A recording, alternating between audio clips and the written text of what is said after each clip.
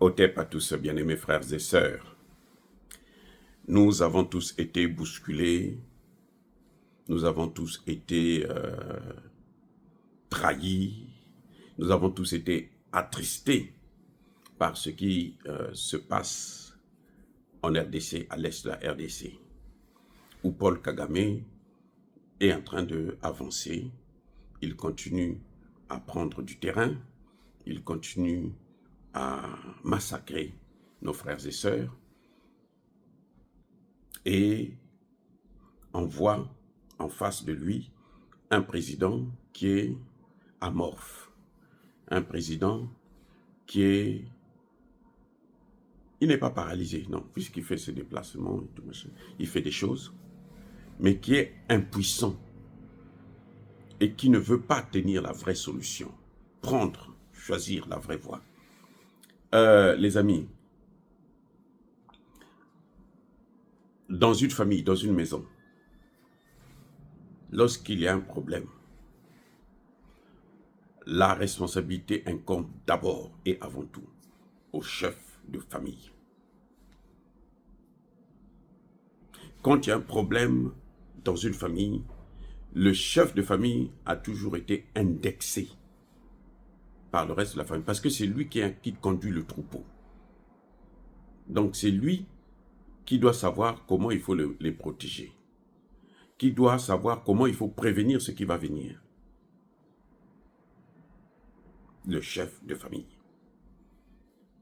Dans la situation en RDC, on accuse tout le monde, on n'a jamais mis en cause la responsabilité du président de la République, M. Félix Antoine Tshisekedi Tshilombo.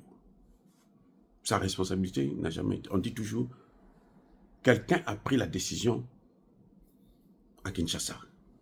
Le coup de fil est venu de Kinshasa. Ou bien, sur le terrain, les généraux ont fait. Les généraux, le général. Là, par exemple, dans le sud, il y en a qui accusent Pacifique Massunzu. Il y en a qui disent, non, ce n'est pas Pacifique Massunzu. Ou Massunzi, je ne sais pas. C'est... L'appel est venu de Kinshasa pour dire, n'intervenez pas, laissez-les occuper la ville de Bukavu. Voyez. Mais, qui prend la décision? Ça s'est passé aussi de la même façon avec Goma. Après, vous allez voir, on va dire qu'on n'avait plus d'armes. On va dire, c'est le chef de la maison militaire. Mais, on a l'impression que personne ne regarde la responsabilité de Félix Tshisekedi lui-même, le président. Qu'est-ce que le président a fait pour que cela ne puisse pas arriver? C'est la bonne question qu'il faut se poser. Qu'est-ce que le président Tshisekedi a fait pour éviter d'en arriver là? Le rôle d'un président, d'un chef, c'est de prévenir. La première responsabilité du chef, c'est de prévenir le mal. De savoir que si je ne fais pas ceci, telle situation va arriver à mes administrés, à mon peuple. Ça, c'est le rôle d'un président. Vrai ou faux? Comment peut-on passer son temps à accuser les autres? Autour du président, on ne touche pas le président.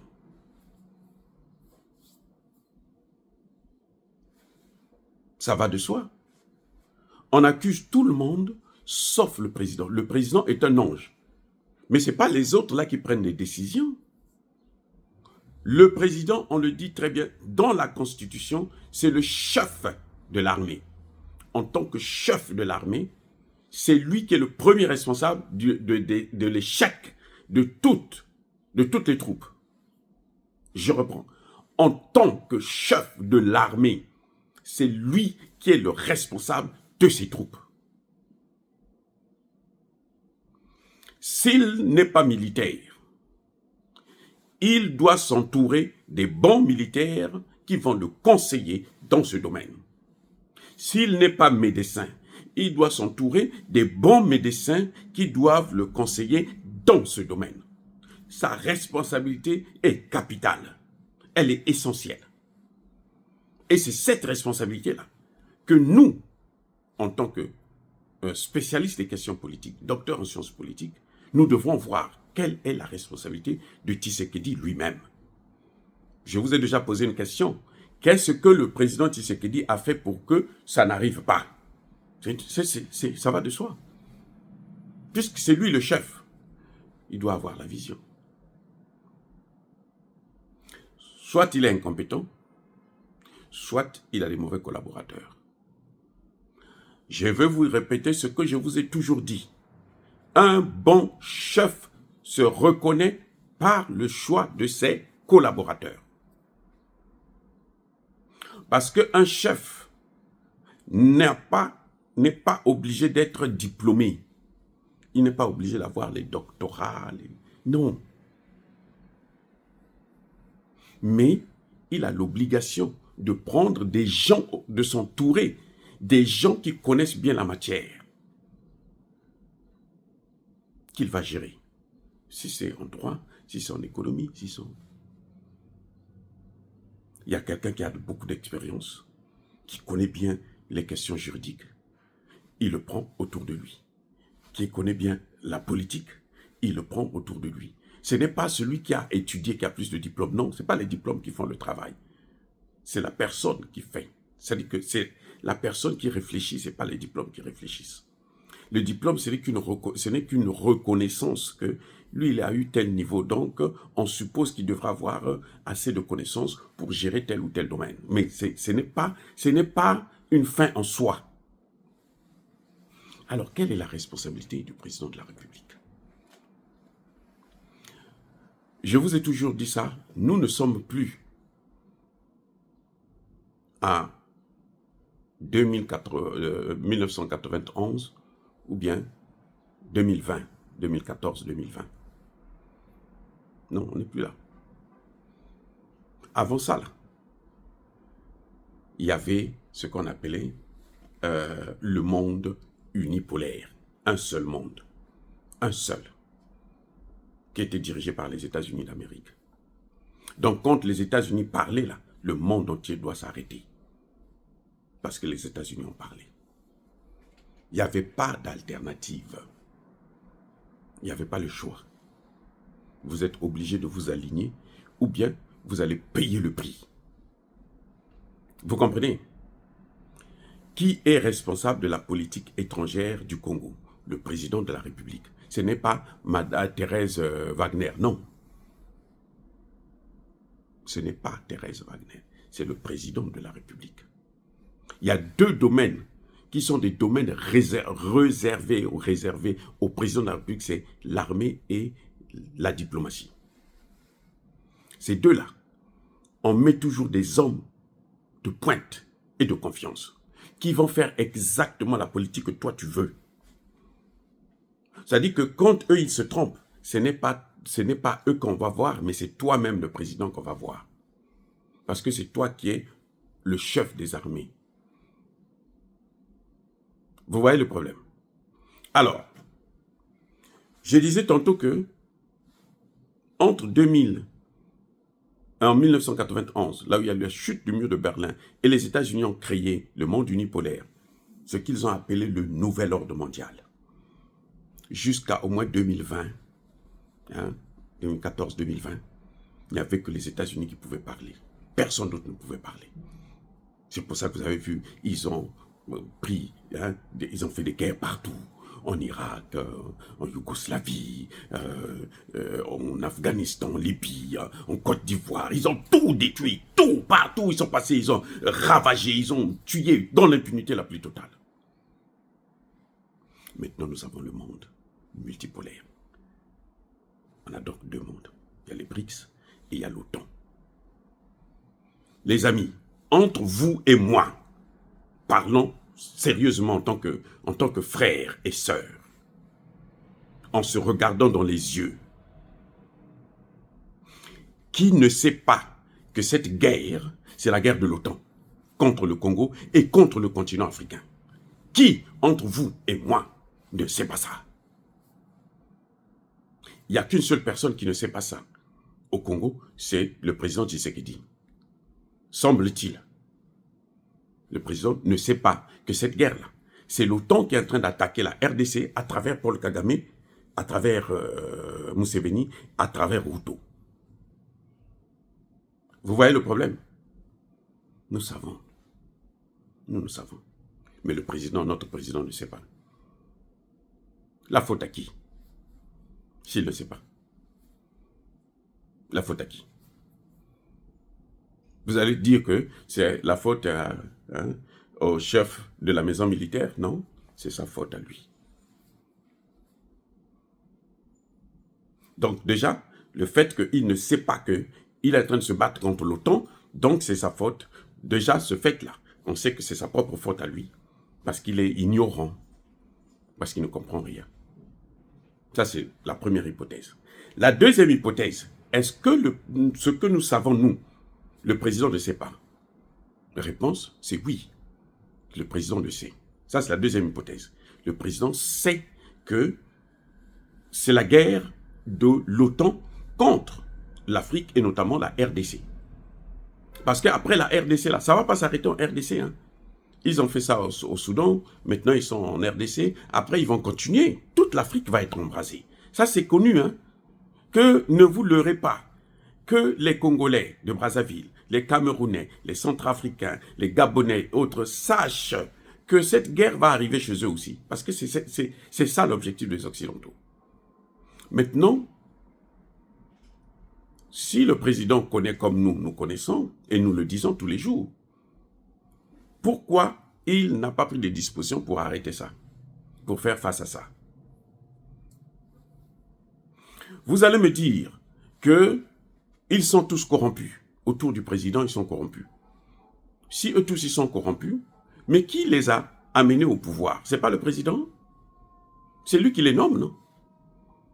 Ces collaborateurs-là, le patron de la maison militaire, c'est qui le nomme? Mais c'est le président lui-même. Les ministres, là, qui les nomme? C'est le président lui-même. Les généraux, là, qui les nomme? C'est le président. Même s'ils ont travaillé sous Kabila, c'est lui qui les utilise aujourd'hui. Donc, comment dire que son entourage est responsable? Lui, il n'est pas responsable. Comment? C'est impossible. Bon, à supposer que son entourage est responsable et que lui, il n'est pas responsable. À supposer. Son entourage est en train de le manipuler, il monte, il se... Ok, très bien. Dans cette hypothèse-là aussi, mais, attendez, lui n'écoute pas lui-même les réseaux sociaux, la radio, la télévision et autres. Pas la radio de son pays. Actuellement, ce qui est à la mode là, c'est les réseaux sociaux. Même Trump communique. Trump a gagné l'élection là, à travers les réseaux sociaux. Il n'a pas gagné l'élection à travers les chaînes officielles. D'ailleurs, il n'y en a même pas. Toutes les chaînes sont des chaînes privées. Vous voyez le problème. Donc, il ne peut pas ne pas avoir cette information que nous avons, que le Congo se bat non pas contre le Rwanda, l'Ouganda et le Kenya, mais il se bat contre l'OTAN. Maintenant, quand il est conscient qu'on se bat contre l'OTAN, nous savons tous qu'on se bat contre l'OTAN. Sur le terrain, les populations le disent. Les populations lui demandent, mais fais partir, nous on ne veut pas voir la MONUSCO, elle est complice. Qui l'a empêché de ne pas faire partie de la MONUSCO? Qui lui a demandé de garder la MONUSCO? Vous savez c'est qui? C'est l'OTAN. C'est-à-dire que c'est l'ami de Kagame. Ce sont les amis de Kagame. Mais comment peux-tu espérer avoir une solution à ton problème en allant t'agenouiller devant celui qui est l'auteur de ce problème-là, sans lui donner ce que lui, il veut?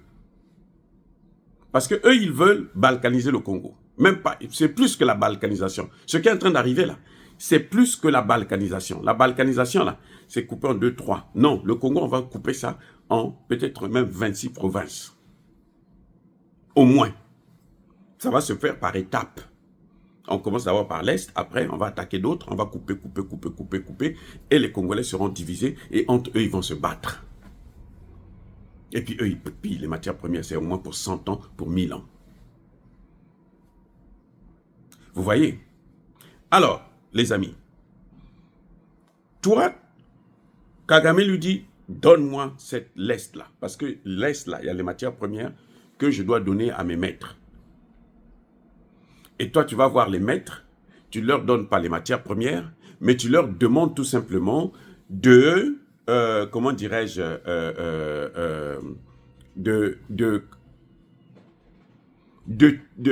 d'arrêter de te persécuter. Eux, ils veulent les matières premières. C'est la négociation.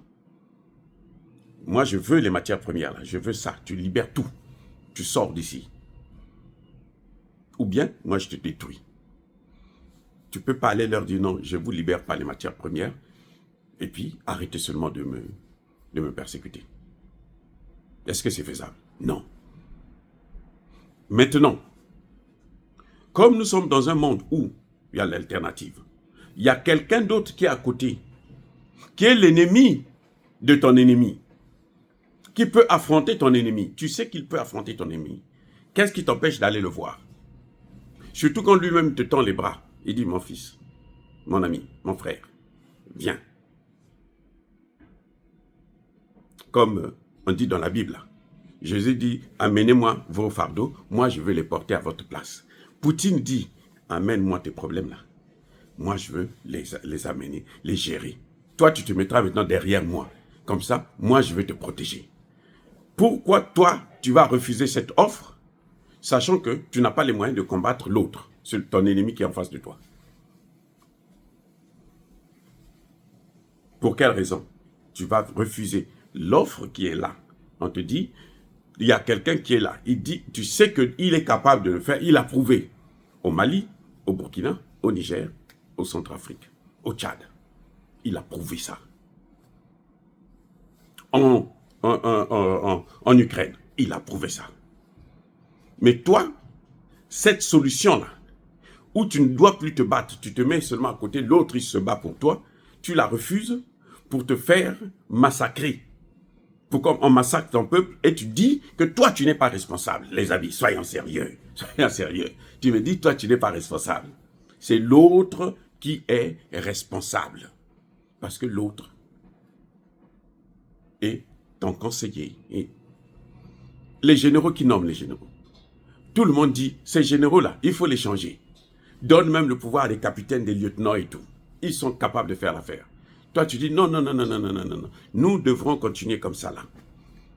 Et puis tu ne fais que recevoir des chaos, des coups.